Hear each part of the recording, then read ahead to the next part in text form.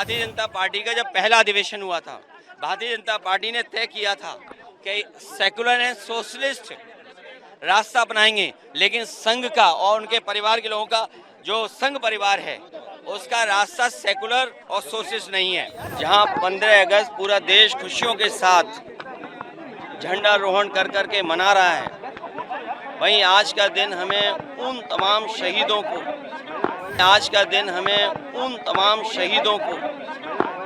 याद करने का भी दिन है जिन्होंने अपने प्राण न्यौछावर कर करके इस देश को आज़ादी दिलाने का काम किया। जब भारतीय जनता पार्टी के प्रधानमंत्री जी हैं और भारतीय जनता पार्टी का जब पहला अधिवेशन हुआ था, भारतीय जनता पार्टी ने तय किया था कि सेकुलर एंड सोशलिस्ट रास्ता अपनाएंगे, लेकिन संघ का और उनके परिवार के लोगों का जो संघ परिवार है उसका रास्ता सेकुलर और सोशलिस्ट नहीं है।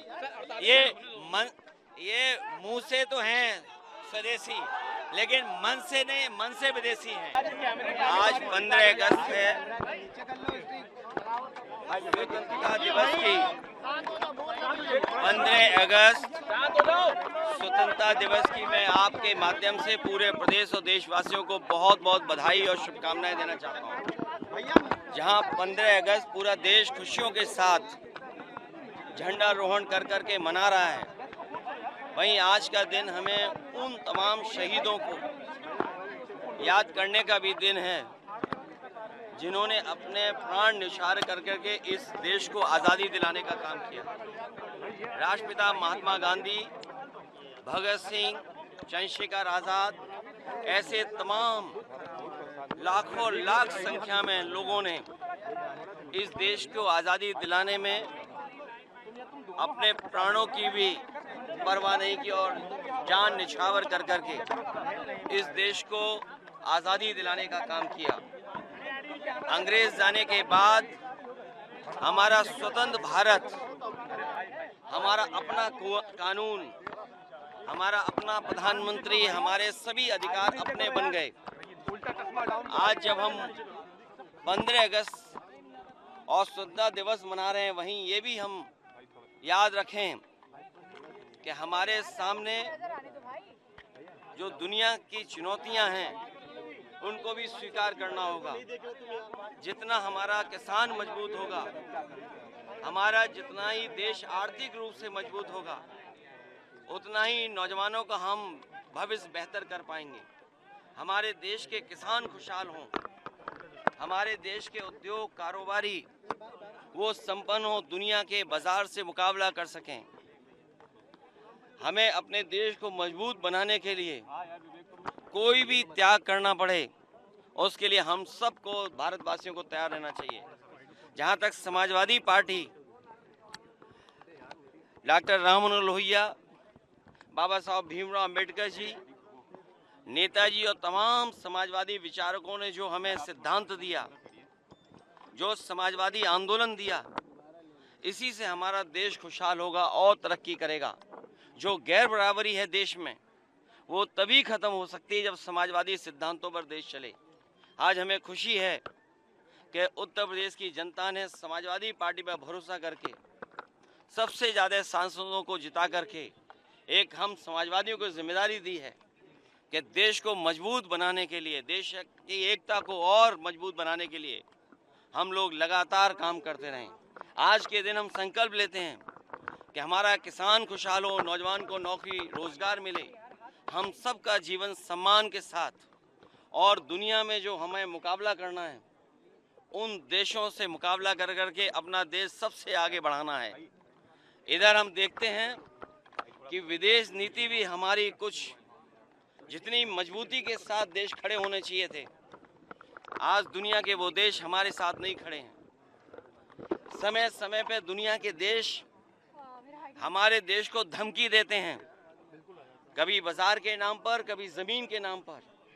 उन चुनौतियों को भी हमें स्वीकार करना होगा। ये देश हमारा खुशहाल हो, वहीं दुनिया में जो दूसरे देश हैं उनसे संबंध कैसे हों। अमेरिका जैसा ताकतवर देश, उससे हमारे संबंध कैसे हों, पड़ोसी देश उनसे संबंध कैसे हों। दुनिया में वही देश आगे बढ़ते हैं जिसके दोस्त ज़्यादा हों, मित्र देश ज़्यादा हों। हम वॉर में हमेशा नहीं जा सकते हैं, लेकिन अपने देश को मजबूत बनाने के लिए हमें अर्थव्यवस्था को और बढ़ावा देना पड़ेगा, किसान को और सुविधाएं देनी पड़ेंगी, तभी हमारा 140 करोड़ से बड़ा देश, जिसमें सबसे ज़्यादा हमें नौकरी और रोजगार की ज़रूरत है, आज हमारा नौजवान नौकरी और रोजगार चाहता है।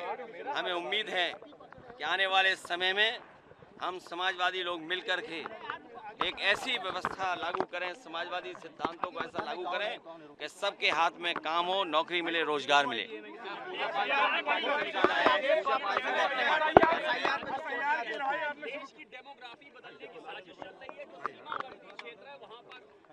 ये प्रधानमंत्री ने मैं आज के दिन ये अपील करना चाहता हूं, भारतीय जनता पार्टी के लोग 15 अगस्त को झूठ न बोलें। कम से कम राष्ट्रीय, जिस दिन पूरा देश 15 अगस्त खुशी के साथ मना रहा है, उस समय कोई भी राजनीति नहीं होनी चाहिए। हमारी सीमाएं सुरक्षित हों, हमारी फौज मजबूत हो, अग्निवीर जैसी व्यवस्था खत्म हो, और हम उन लोगों को भी देखते हैं जो मुंह से तो स्वदेशी हैं लेकिन मन से विदेशी हैं। अगर मन से विदेशी होंगे तो हमारा कारोबार कैसे बढ़ेगा? आज अमेरिका जैसा देश टैरिफ लगा करके हमारे तमाम उद्योगपतियों को संकट में खड़ा कर रहा है। भदोई जैसा जिला जो हजारों करोड़ का कारोबार करता था, आज उसका कारोबार रुक गया है। जो सामान भेजा वो पानी के जहाज में खड़ा हुआ है, ना अमेरिका जा सकता है, ना भारत वापस आ सकता है। ये तो एक उदाहरण है, लेकिन टैरिफ लगने के बाद न जाने कितने कारोबारियों के ऊपर संकट आया है। और वहीं चीन जो हमारा पड़ोसी देश है, समय समय पर हमारी ज़मीन कब्जा करता है, हमारे पूरे बाजार को कब्जा कर लिया। आज सबसे ज़्यादा जो ट्रेड डेफिसिट है तो वो हमारी चीन से है। ये तमाम जो आर्थिक संकट हैं, इनसे कैसे उभरना होगा? इसलिए अगर मुंह से स्वदेशी हैं तो मन से भी स्वदेशी होना पड़ेगा।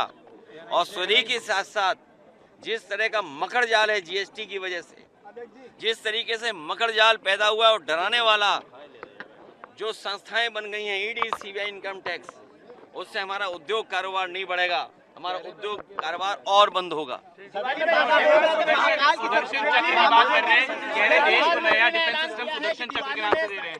देखिए, काफी बदलाव होगा जीएसटी को लेकर। इनका बदलाव नोटबंदी में भी देखा हम लोगों ने, इनका बदलाव जीएसटी में भी देखा कि सबसे ज्यादा संशोधन हो गया है। तो इसलिए अभी इनकम टैक्स है जो नया कानून लगाया है, अगर आप 1 रुपया भी खर्च करोगे तो सरकार जानना चाहती कि 1 रुपया कहाँ खर्च किया आपने। ये इनकम टैक्स आपकी आज़ादी को रोकने वाला है, आप पे पाबंदी लगाने वाला इनकम टैक्स है। और हमें खुशी है इस बात की कि सुप्रीम कोर्ट ने कम से कम लोकतंत्र को बचाने का काम किया। जो एक एसआईआर हो रही थी, और भारतीय जनता पार्टी को ये हुनर है कि वोट कैसे काटना है, वोट कैसे किसी का उड़ा देना है। कम से कम इस फैसले के बाद पॉलिटिकल पार्टीज बूथ स्तर पर अपना वोट बचा पाएंगी और अपना वोट जुड़वा देंगी। लाल किले से आरएसएस की तारीफ करी, कह रहे 100 साल उनके पूरे हुए, ये एक बड़ा कदम है आरएसएस के लिए। प्रधानमंत्री लाल किले से तारीफ करी। ये संगी साथी ग्रुप, ये जो ग्रुप है, ये संगी साथी, और भारतीय जनता पार्टी, मैंने कई बार कहा आपसे और फिर एक बार याद दिलाता हूं कि भारतीय जनता पार्टी का जब गठन हुआ था तो भारतीय जनता पार्टी के पहले जो राष्ट्रीय अध्यक्ष बने थे और भारतीय जनता पार्टी के पहले अधिवेशन में ये तय हुआ था कि उनकी पॉलिटिकल पार्टी की विचारधारा सोशलिस्ट होगी, सेकुलर होगी।